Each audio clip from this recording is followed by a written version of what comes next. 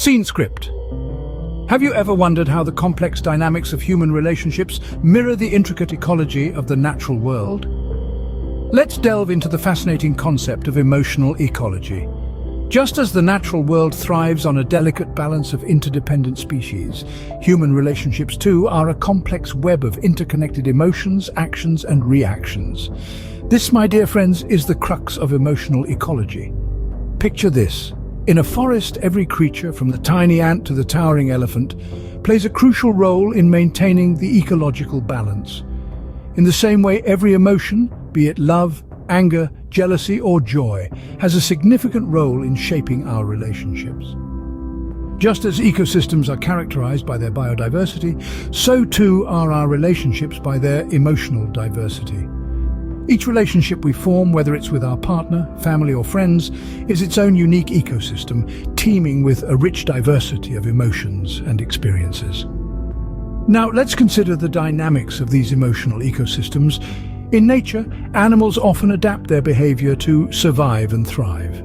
Similarly, in relationships, we find ourselves adapting, evolving, and sometimes even metamorphosing, all in the name of coexistence. Consider the dynamics of a romantic relationship. The passionate love that sparks in the beginning, the inevitable conflicts that arise, and the deep understanding that eventually blossoms. It's a dance as old as time, yet as unique as each couple. Just like a river that constantly changes its course, navigating through obstacles, relationships too ebb and flow, twist and turn, all the while creating their own unique path. The emotional ecology of modern relationships is a compelling study of the highs, the lows, the laughter, and the tears. It's a study of humans being human in all our flawed, messy, glorious complexity. So as we navigate through the tangled web of our emotional ecosystems, remember this. Just like in nature, survival in the world of relationships is all about adaptability. In the wild, the courtship rituals of animals can be quite elaborate, but have you ever stopped to consider the absurdity of human courtship rituals? Let's take a moment to consider the modern human in their natural habitat, the digital wilderness. In the animal kingdom, courtship might involve a colorful display of feathers or a complex dance. Yet in our world, it's been reduced to swiping right or left, a simple flick of the thumb deciding the fate of potential mates. The dance of the peacock spider has nothing on the intricate choreography of choosing the perfect emoji to convey interest without seeming too eager. And then there's the bizarre ritual of the first date. In nature, a potential mate might present a carefully selected gift or share a meal. Humans, on the other hand, engage in a complicated dance of trying to appear interesting yet nonchalant, all while subtly checking their reflection in the cutlery to ensure there's no spinach in their teeth.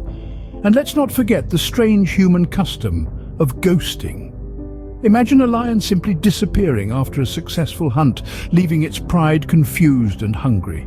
Yet in the human world, one can simply vanish into the digital ether, leaving a trail of read receipts and unanswered messages in their wake. Indeed, technology has shaped these rituals into an odd ballet of thumbs on screens, curated profiles, and cryptic text messages. The human courtship dance has evolved, or devolved, depending on how you look at it, into a series of strange digital interactions.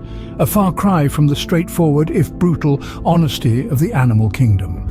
And then there's social media, the grand stage where humans flaunt their best selves, akin to a peacock flaunting its feathers. But instead of vibrant plumage, we have filters and meticulously arranged snapshots of our lives, all in a bid to attract a mate. And so the dance of human courtship continues as absurd and chaotic as ever. In the animal kingdom, battles for territory are a common sight. But in the human world, these battles often take place in the comfort of our own homes. Imagine, if you will, the common house cat lounging in the sunniest spot in the house. All is well until another feline enters, eyes the sunny spot, and a slow, calculated territorial battle ensues. Now, replace these feline creatures with humans, the sunny spot with the coveted television remote, and you've got yourself a typical weekday evening in a human dwelling. Then there's the infamous bathroom territory dispute. In the wild, animals mark their territory with a simple spray. In the human habitat, however, the marking is a bit more subtle. yet equally telling. The toothpaste tube, squeezed from the middle or rolled up from the end. The toilet paper roll, over or under. Seemingly trivial, these details ignite skirmishes that echo through the porcelain jungle. And let's not forget the battles waged over the culinary landscape. One might argue that the kitchen is a neutral zone, a place of communal gathering. But anyone who's ever had to negotiate the last slice of pizza or the final dollop of guacamole knows that the kitchen is a battlefield, where the spoils of war are often delicious. The bedroom, you say? A sanctuary of peace and tranquility? Ah, but consider the nightly tug-of-war over the blankets, the passive-aggressive jousting for pillow supremacy. Even in sleep, humans are territorial creatures, staking claim to every inch of the mattress with a sprawled leg or an outflung arm. When viewed through the lens of natural territorial battles, these domestic disputes become a source of amusement. We humans, with our complex emotions and sophisticated communication, still resort to the primal instincts of our animal counterparts when it comes to defending our territory. Perhaps it's time we took a leaf out of nature's book and learned to share our territories. Love, a powerful force that drives many species, including humans. But how does it compare to the emotional rollercoaster of a human relationship? Ah, love. That enchanting, intoxicating and all-consuming phenomenon that has baffled poets and philosophers alike for centuries. When it hits you, it's like being struck by a bolt of lightning. Suddenly, your heart is aflutter and you find yourself composing sonnets at 3 a.m. You're on top of the world, basking in the glow of mutual admiration and affection.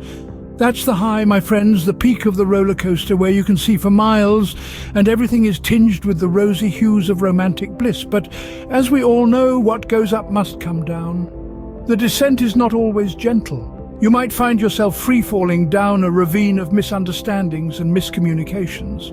One moment you're debating whether pineapple belongs on pizza, the next you're in a heated argument about why your partner never remembers to replace the toilet roll.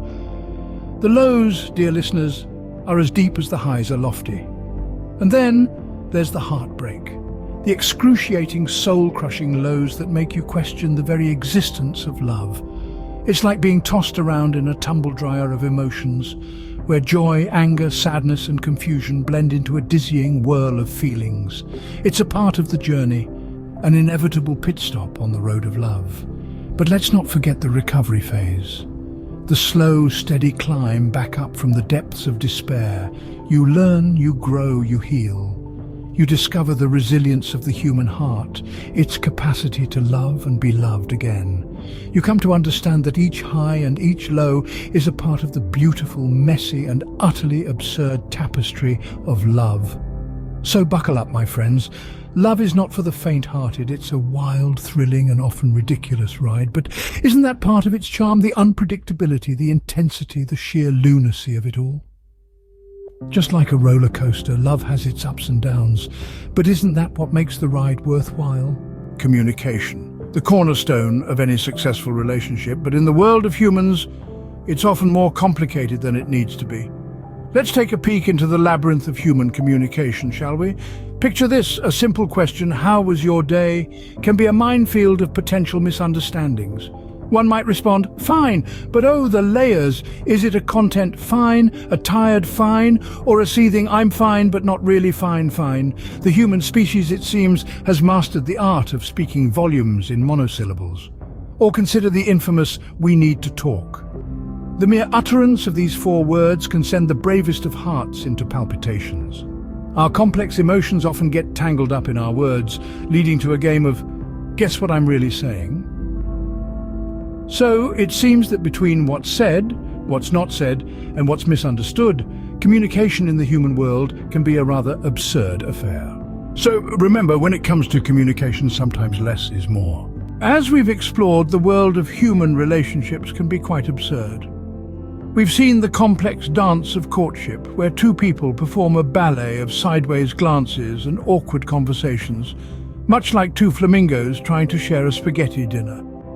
Then we stepped into the battleground of domestic life, where disagreements over who left the cap off the toothpaste can escalate into full-blown warfare. We've voyaged through the tempestuous seas of love, where the highs can make you feel like you're soaring among the stars, and the lows can plunge you into the deepest trenches of the ocean.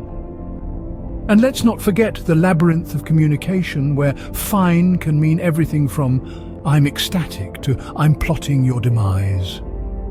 Indeed, the emotional ecology of relationships is a landscape filled with paradoxes and contradictions, making it as unpredictable as a cat on a hot tin roof. And there you have it, the emotional ecology of modern relationships. It's a wild ride, but isn't that what makes it so fascinating?